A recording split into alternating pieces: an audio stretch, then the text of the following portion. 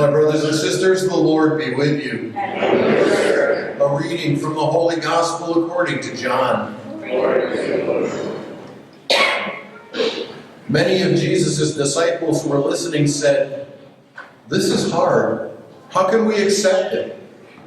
Since Jesus knew that his disciples were murmuring about this, he said to them, "Does this shock you?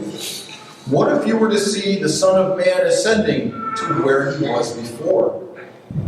It is the Spirit that gives life, while the flesh is of no avail. The words I have spoken to you are spirit and life. But there are some of you who do not believe." Jesus knew from the beginning the ones who would not believe and the one who would betray him. And he said, "For this reason I have told you that no one can come to me unless it is granted by my Father." As a result of this, many of his disciples returned to their former way of life and no longer accompanied him.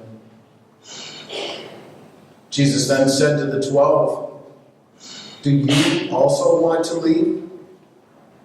Simon Peter answered him, "Master, to whom shall we go? You have the words of everlasting life. We have come to believe and are convinced that you are the Holy One of God." The Gospel of the Lord. Praise to you, Lord.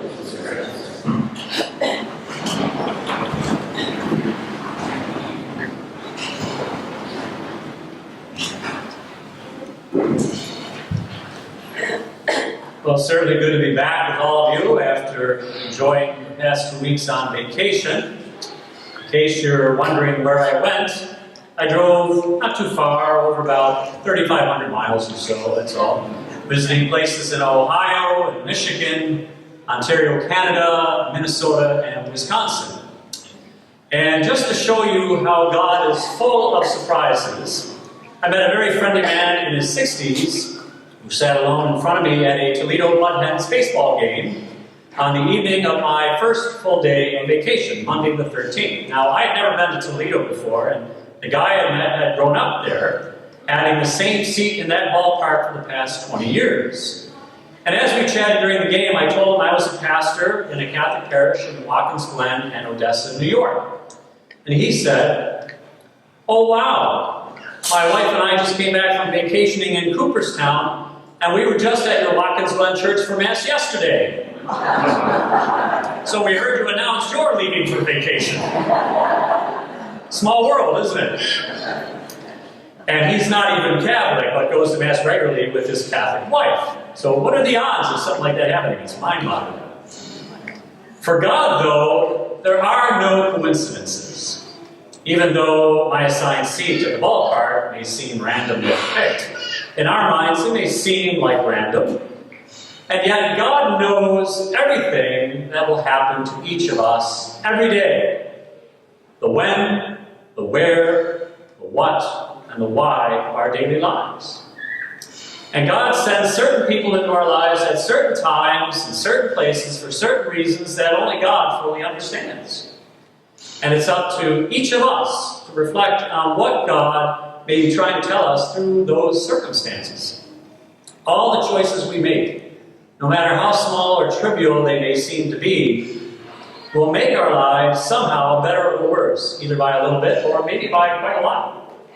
And that's what all of today's readings deal with today, the theme of choice making. For example, we heard Joshua give his fellow Israelites a choice between who they're going to follow and obey. The gods of other peoples, like the Amorites, or the God who freed them from slavery in Egypt and did all those wonderful miracles to save their lives, the parting of the Red Sea, feeding them with manna and quail, giving them water from the rock to keep them alive during their long desert journey. And certainly, married Christians are given a choice, as we hear in Paul's letter to the Ephesians, to live more for your spouse or live more for yourself. Now, I know that passage we heard gets a lot of reactions from married couples in the pews, elbowing the other, giving funny looks to each other, making smart-aleck, whispery remarks. And the line that usually triggers all of that is this: wives should be subordinate to their husbands as to the Lord. Well, That's kind of a strange thing, considering that, well, we forget about one main piece of the puzzle in all of that. And it's the line that we hear just before in this particular passage. And if I can find it, that would be great.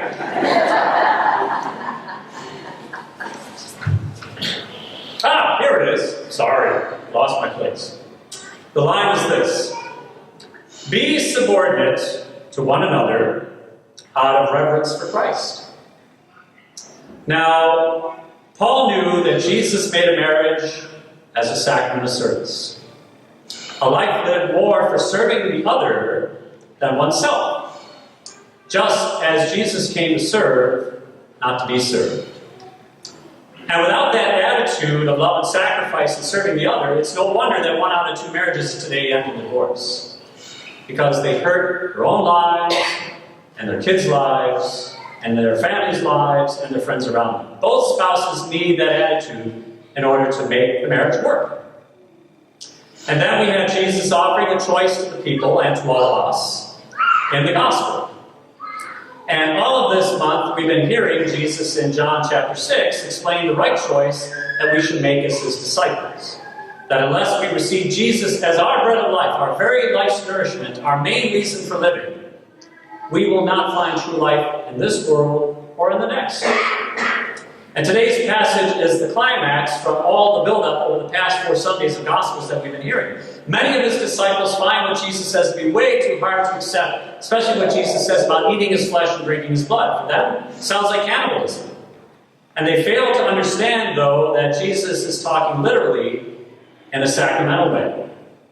And as we know in our Catholic understanding of the Mass, Jesus gives us his actual body and blood, even though it appears to still be bread and wine. And of course, bread and wine were main staples for the people in biblical times. And because they didn't understand them, and maybe they didn't want to understand that, what they do, they walk away from it. And that must have hurt Jesus very deeply, to be rejected in what he knew was the truth, to see them depart. So he turns to his closest friends, the apostles, and he asks, "Do you want to leave me as well?" And Peter, of course, replies, as the prized pupil, always coming up with the right answer at the right time, says, "Master, to whom shall we go? You have the words of eternal life." And in other words, we should just trust in what Jesus is saying. If we truly believe that Jesus is God in the flesh who has come to save us, then he would never lead us astray in what we should do or how we should live. We just follow his lead. And then we'll brim over with an abundance of life and peace and joy in God, knowing that we're on the right path. So it's our choice to accept what he says as taught by his church, as guided by his Spirit, based on God's word in the Bible, or we follow our own designs, which will lead to our destruction. In closing, I'll finish with a little vignette of something that happened to me also while I was on vacation. It was in Lansing, Michigan. I went to a parish called St. Gerard's Catholic Church on a weekend. It was a Saturday night, and there was a priest there, Father Bertie Riley, who shared with me a fascinating insight that I think ties in well with what Jesus is teaching in this chapter from John 6. And he told me a little history lesson concerning the tremendous amount of blood that was donated to the Red Cross during World War II, so that those who were wounded in battle could have the hope of living. And it didn't matter whether it was an ally or an enemy soldier, the chance at life was offered to all through that blood. And one of the things done back then was to share information about the donor to the soldier, so that the soldier could send a thank you note or a telegram to the donor if so desired. And something that the Allies did with wounded Nazi soldiers who needed blood was to offer them blood from a Jewish donor. And that, of course, confronted these Nazi patients with their people's hatred for the Jews, which led 6 million of them to horrible deaths at the hands of the Nazis. And believe it or not, some of the Nazi soldiers refused to receive blood from Jewish donors. Their choice led them to their death, denying themselves of much needed blood. However, other Nazi soldiers willingly received it and came to realize the horror behind their hate, and that the Jews were fellow human beings just like they were. And remember, Jesus was a Jew. You know, Jesus gives us a lot of choices every day that lead to life or to death. Yes, he has many hard sayings, such as, forgive and you will be forgiven. If you don't forgive, you won't be forgiven. Will we forgive the person who has deeply hurt us, or hold on to grudges and hate? Or that which you do to others, you do to me. Do we recognize Jesus in the face of others, even when they don't act like it? Will we respect one another and our own bodies and our God-given dignity, or maybe take advantage of them, abuse them, and neglect them with lust, with anger, with greed? And Jesus' line, do this in remembrance of me. Do we obey what Jesus said at the Last Supper, praising Him and thanking Him at Mass each Sabbath day, every Sunday? Or do we put work and entertainment and other interests ahead of what Jesus knows is best for our spiritual well-being? Choosing His way may be hard at times, but it's the best way to go.